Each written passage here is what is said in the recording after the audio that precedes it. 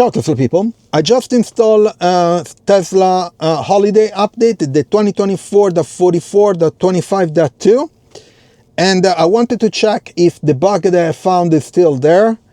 And the bug is that when I use the climate control, the panel goes up. If I push the wipers control, it's not showing. So this is the bug. So I turn on the climate control panel, and if I push the wipers, nothing happens. But the wipers control is underneath.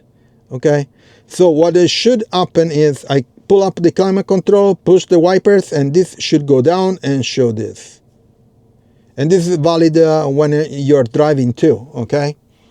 So the bug is still there, and Tesla did not fix it.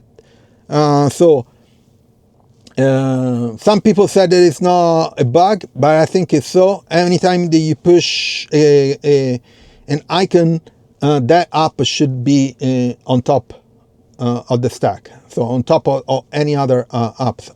Otherwise, it seems like nothing is happening, which is not true, the case. The app is turning on, so the wiper is there, but it's covered by another panel.